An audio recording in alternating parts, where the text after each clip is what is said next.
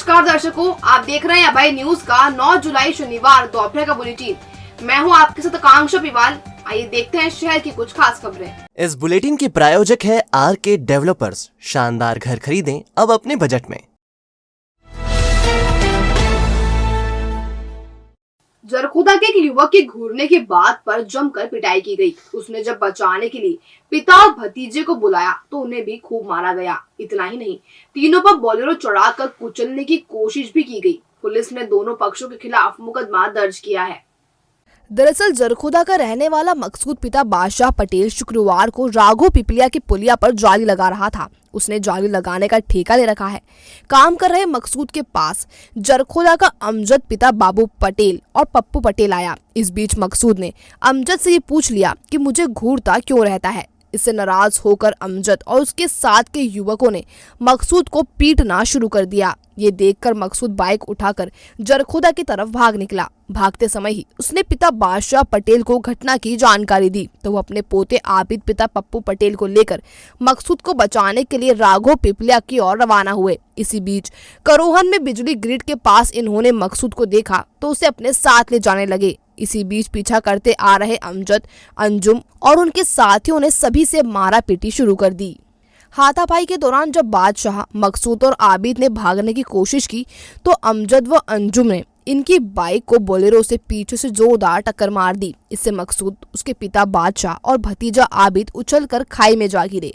तीनों बुरी तरह घायल हो गए। उपचार के लिए तीनों को उज्जैन के जिला चिकित्सालय लाया गया। यहाँ बादशाह पटेल की गंभीर स्थिति को देखते हुए जेके अस्पताल की आईसीयू में भर्ती कराया गया है। आबिद के हाथ पैर फ्रैक्चर होने से उसे ऑर्थो हॉस्पिटल में भर्ती किया गया। मकसूद का इलाज जिला अस्पताल में चल रहा है। आइए पूरी घटना की जानकारी लेते हैं मकसूद से। तो सर, अमजद और पप्पू ने मारपीट की मेरे साथ में। सबसे पहले वहाँ पे तब वो राघो पिपलिया में मैं नाली का काम कर रहा था। नाले पे लोहे का काम कर रहा था, मैं पुल बना रहा था। तो वहाँ पे अमजद और पप्पू दोनों आए, पप्पू अजमेरी। इन दोनों ने मेरे साथ वो खूब मारपीट की, बहुत मारा मेरे को दोनों ने मिला के ने। और वहाँ से मैं मेरी जान भगा के भगा तो रास्ते में मैं छायन के पास में खंती में से होके निकल के गया। इनके पूरे परिवार वाले को बुला लिया इसने। तो मैं मेरी जान बचा के भागा, करौन तक पहुंचा मैं और मेरे परिवार वाले को सूचना दी कि मेरे साथ में ऐसा हो रहा, खूब मारा मेरे को और ये लोग मेरे को मार डालेंगे, तुम जल्दी आ जाओ, मेरे को बचा लो। तो मेरे पापा और मेरे परिवार वाले 4 लोग आए केवल, वो बाकी सब आ ही रहे थे। 4 लोग हम आए और मेरे को ले जा रहे थे। तो रास्ते में करोहन के पार इन लोगों ने घेर रखा था। 50 मनक उब्बे थे इनके, 50-100 मनक होंगे, बहुत सारे मनक थे, गिनती में थोड़ाते नहीं है। तो इन लोगों ने 10-12 जने ने मिल के ने पहले खूब लट से पीटा हम चारों को, खूब लट और बंदूक की नोक से मारा। सर मैं भूल गया, मेरे तो कोई समझ में आई नहीं थी क्या क्या करा इन लोगों ने। खूब मारा और थोड़ा मेरे को होश था, मेरे पापा को तो होश नहीं था। और मैं गाड़ी पे बिठा रहा था इन लोगों को। तो मार मुर के चले गए, आगे खड़े रह गए। और वहाँ से ये सीधे गाड़ी बढ़ाई इनने, बोलेरो गाड़ी जिसमें बैठा हुआ था अंजुम और अमजद। ये 2 लोग गाड़ी स्पीड में लाए और मेरी गाड़ी में हम तीनों को ठोक दिया इनने। तो पापा भी खाई में गिर गए, मेरा भाई भी घर में खाई में गिर गया, मेरे ऊपर भी गाड़ी चढ़ गई, मेरा पैर टूट गया। मेरे पापा के पैर हाथ सब टूट गए और दोनों गाड़ी भी टूट गई। हम वहीं पे पड़े रहे 15-20 मिनट। क्या विवाद है, क्यों ऐसा करा इन्होंने, क्या करना था? ये विवाद केवल ये घूरने के चक्कर में, गाली गलौज के चक्कर में। इधर सूत्रों ने बताया कि दोनों पक्षों के बीच पंचायत चुनाव के कारण रंजिश चल रही थी। हालांकि दोनों ही पक्ष इस बारे में कुछ भी नहीं कहना चाहते हैं। बहरहाल पुलिस ने मकसूद की रिपोर्ट पर प्राण घातक हमले का प्रकरण दर्ज कर जांच शुरू कर दी है। दूसरे पक्ष के अमजद की रिपोर्ट पर मकसूद, उसके पिता और भतीजे के खिलाफ मारापीटी का प्रकरण दर्ज है। ये कल जाम जरखुदा में पुरानी रंजिश को लेकर आपस में विवाद हुआ है, जिसमें 2 पक्षों के बीच में एक पक्ष अमजद करके और एक बादशाह खान करके पक्ष है। दोनों आपस में झगड़ा हुआ है, जिसमें एक 307 आईपीसी का अपराध पंजीबद्ध हुआ है और दूसरी तरफ धारा 324 का अपराध पंजीबद्ध हुआ है। मारपीट हुई थी दोनों पक्षों में, जिसमें एक तरफ 3 लोगों का घायल है और एक तरफ 1 आदमी घायल है। पुलिस जो ना करे वह कम है। अब उसका नया कारनामा सामने आया है। फरियादी ने पूर्व पार्षद गुड्डू कलीम का नाम रिपोर्ट में लिखाया भी नहीं, लेकिन पूर्व पार्षद को फंसाने के लिए पुलिस ने उनका नाम शामिल कर लिया। कांग्रेसियों के साथ पुलिस कंट्रोल रूम पहुंचे फरियादी ने पूर्व पार्षद का नाम एफआईआर से हटाने की मांग की। इस दौरान कांग्रेस के नेताओं ने जमकर नारेबाजी की। दरअसल 6 जुलाई को मतदान के दौरान झगड़ा हुआ था। शफी की मस्जिद के रहवासी रईस ने रिपोर्ट लिखवाई थी कि पान बिहार के राजा और जाहिद लाला ने उसकी पिटाई की और उसे कार में डालकर ले गए।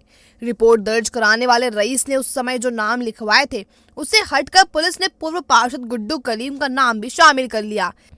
इस बात की जानकारी जब रईस को लगी कि पूर्व पार्षद गुड्डू कलीम का नाम पुलिस ने एफआईआर में लिखा है तो उसने आपत्ति दर्ज कराई। इस सिलसिले में कांग्रेस नेताओं ने प्रदर्शन करने का प्लान किया।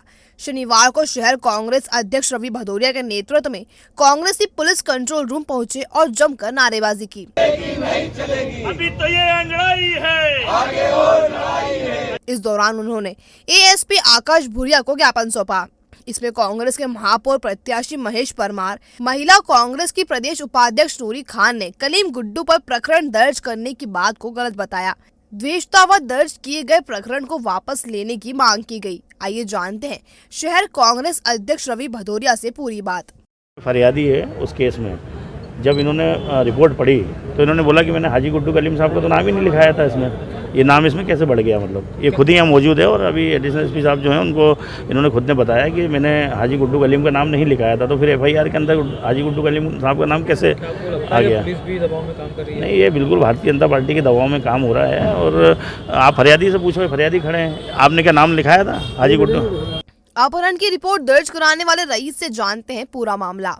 पान बिहार जाहिद लाला, इन लोगों ने मेरे को हमला करा था। बहुत सारे लोग थे और हमारी चच्ची ने रिपोर्ट डाली थी हमने, और मेरा साइन करा था। मैंने लिखा था, पढ़ा तो उसमें गुड्डू भाई का नाम था। मैं तो अच्छी तरह पहचानता उनको, उनसे मेरा कोई विवाद नहीं है। राजा पान बिहार जाहिद लाला और बहुत सारे लोग थे। बहरहाल सत्ताधारी को खुश करने के लिए विपक्ष के नेताओं पर प्रकरण दर्ज करने का मामला नया नहीं है, ऐसा होता ही है। अब देखते हैं इस मामले में पुलिस और प्रशासन क्या करता है।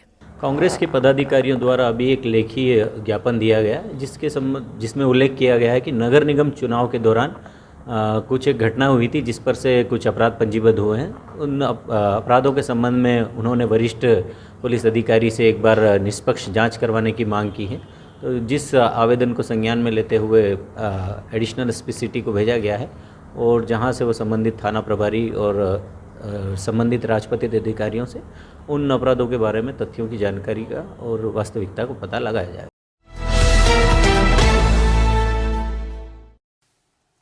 रथ यात्रा के बाद अपनी मौसी के घर गुंडीचा में ठहरे भगवान जगन्नाथ शनिवार को अपने धाम वापस लौटेंगे। 7 दिन से मौसी के घर विराजित भगवान अपने रथ पर सवार होकर लोगों को दर्शन देते हुए अपने धाम जाएंगे। दरअसल माना जाता है कि बीमार होकर ठीक होने के बाद भगवान जगन्नाथ भक्तों को दर्शन देकर अपनी मौसी के घर जाते हैं। यहाँ वह भाई बलराम, बहन सुभद्रा के साथ 7 दिन तक रुकते हैं। 7वें दिन वह अपने धाम के लिए वापसी करते हैं। इसी कड़ी में शनिवार को भगवान जगन्नाथ अपने धाम के लिए वापसी करेंगे। उनकी इस यात्रा को पावसी नाम दिया गया है। इस्कॉन मंदिर से यात्रा दोपहर 3 बजे रवाना होगी।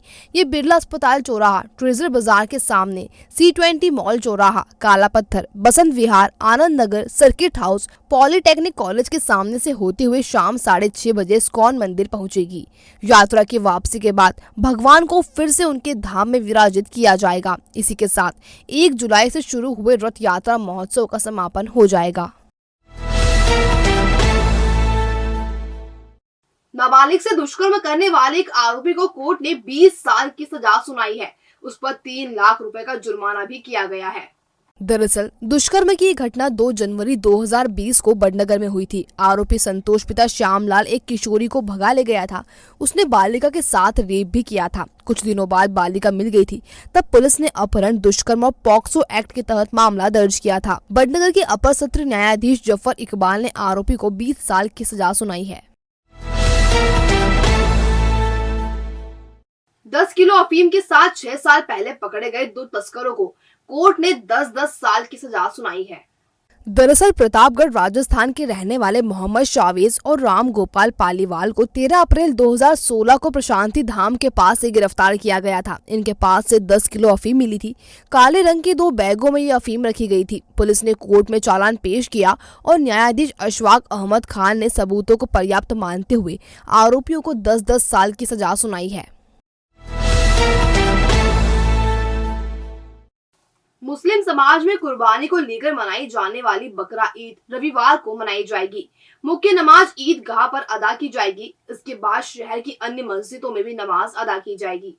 ईदगाह में मुख्य नमाज सुबह 7:45 पर होगी। इसके बाद 7:55 पर फतेह मस्जिद में नमाज पढ़ी जाएगी। शाही मस्जिद, मक्का मस्जिद, मिर्जावाड़ी मस्जिद में सुबह 8 बजे, जामा मस्जिद, सारवान मस्जिद, नूरे इस्लाम मस्जिद, हमालवाड़ी मस्जिद, शिकारी गली मस्जिद, भैरूगढ़ मस्जिद, पांड्या खेड़ी मस्जिद में सुबह 8:15 पर नमाज अदा होगी। फ्रीगंज स्थित बड़ी मस्जिद में सुबह 8:30 पर, मैगजीन शाह बाबा मस्जिद में 8:45 पर नमाज अदा की जाएगी। मुस्लिम बस्तियों में साफ सफाई के निर्देश नगर निगम कर्मचारियों को दिए गए हैं। पर्व को लेकर मुस्लिम बाहुल्य इलाकों में चहल पहल देखी गई, खासकर बकरों को लेकर। और अब खबरें दे दनादन। मौन तीर्थ पीठ गंगा घाट पर 2 दिवसीय दंड प्रशिक्षण शिविर का शुभारंभ हुआ। इसमें आश्रम के 50 से अधिक वेद बटुकों को लाठी चलाने का प्रशिक्षण दिया जा रहा है। प्रशिक्षिका सुश्री करुणा शितोले और सोनाली चौधरी बटुकों को 16 जुलाई तक आत्मरक्षा के गुर सिखाएंगी। श्री मौन तीर्थ पीठ के पीठाधीश्वर संत श्री डॉक्टर सुमन भाई ने कहा कि सनातन धर्मियों को शास्त्र के साथ शस्त्र के ज्ञान भी लेना चाहिए। आषाढ़ मास की गुप्त नवरात्रि की महानवमी पर भैरवगढ़ क्षेत्र स्थित मां बगलामुखी धाम में हवन पूजन श्रृंगार महाआरती की गई। भरथरी गुफा के पीर योगी महंत श्री रामनाथ जी महाराज के सानिध्य में अनुष्ठान संपन्न हुआ। मध्य प्रदेश लेखक संघ के तत्वाधान में वरिष्ठ पत्रकार एवं साहित्यकार डॉक्टर देवेंद्र जोशी द्वारा लिखित पुस्तिका अयोध्या में राम की वापसी का लोकार्पण समारोह शनिवार को शाम 5:30 बजे नीलगंगा चौराहे स्थित राम जानकी मंदिर के सभागार में होगा। डॉक्यूमेंट्री फिल्म काली में मां काली के आपत्तिजनक पोस्टर रिलीज करने वाली फिल्म प्रोड्यूसर लीना मणि मेकलाई के खिलाफ सख्त धाराओं में प्रकरण दर्ज करने की मांग इंदिरा नगर युवा विकास समिति वार्ड 5 के अध्यक्ष मंगेश श्रीवास्तव ने की है। श्रावण मास को लेकर उज्जैन नगर निगम ने बिना सूचना दी महाकाल मंदिर के पास लगने वाले ठेलों को हटाने की कार्रवाई कर 40 दिनों तक व्यापार बंद कर दिया है। ऐसे में असंगठित मजदूरों के लोन भरने के साथ परिवार व बच्चों के भरण पोषण की समस्या खड़ी हो गई है। व्यापारियों ने कहा कि कुछ वर्ष पूर्व तत्कालीन एसडीएम नरेंद्र कुमार सूर्यवंशी, अतिरिक्त पुलिस अधीक्षक अमरेंद्र सिंह ने व्यापारियों को सावन मास में 5 दिन व्यापार करने की मौखिक अनुमति दी थी, जबकि महाकाल मंदिर के पीछे ही बाबा महाकाल की सवारी निकलती थी और अब तो बाबा महाकाल की सवारी पहले वाले मार्ग से निकलेगी। ऐसे में 40 दिन व्यापार बंद करके अन्याय किया है, इनको सुधारा जाए। व्यापारियों ने मांग की है कि कम से कम 5 दिन महाकाल मंदिर के पीछे हरसिद्धि रोड पर व्यापार करने की पूर्व अनुसार अनुमति दी जाए, जिससे कि परिवार का पालन पोषण करने में किसी प्रकार की समस्या न आए। या फिर मुख्यमंत्री शिवराज सिंह चौहान हाट ठेला व्यापारी सदस्यों को बेरोजगारी भत्ते के रूप में 40 दिन व्यापार बंद करने का 30 रुपए प्रति दिन के मान से सदस्यों को राहत राशि प्रदान की जाए। राक्षसी पूतना को भी सदगति देने वाले हरि भगवान को यदुवंशी समझ नहीं सके। ऐसे में हम अति निकट के श्रेष्ठ व्यक्ति को पहचान नहीं पाते, न उसकी सुनते हैं, न समझते हैं और न ही उसे सम्मान देते हैं। जब वो चला जाता है तो उससे पछताते हैं। ये बात चारदा मंदिर में गुरु पूर्णिमा महोत्सव में आयोजित श्रीमद् भागवत कथा ज्ञान यज्ञ के तीसरे दिन महामंडलेश्वर स्वामी शांति स्वरूपानंद गिरी जी महाराज ने कही है। महाराज ने कहा कि आदमी सुख के लिए सब कुछ करने को तैयार है, लेकिन यत्न करने पर भी सुख नहीं मिलता और दुख बिना बुलाए चले आते हैं। दुख आए तो चिंता में न जले, क्योंकि चिता में तो मनुष्य एक दिन जलता है, किंतु चिंता में मनुष्य रोज जलता है। सीनियर एडवोकेट राजेंद्र समदानी के गोला मंडी स्थित उनके निवास पर जाकर समाज सेवी पूर्व पार्षद प्रकाश शर्मा एवं असगर अली बादशाह के नेतृत्व में समाज सेवियों और इष्ट मित्रों ने स्वागत कर अभिनंदन किया। तो आपने देखा भाई न्यूज का आज का बुलेटिन। अगर खबरों को लेकर आपके पास कोई फीडबैक हो तो हम तक कमेंट सेक्शन या इनबॉक्स के जरिए जरूर पहुंचाएं। कल फिर मुलाकात होगी नए बुलेटिन के साथ। तब तक के लिए नमस्कार।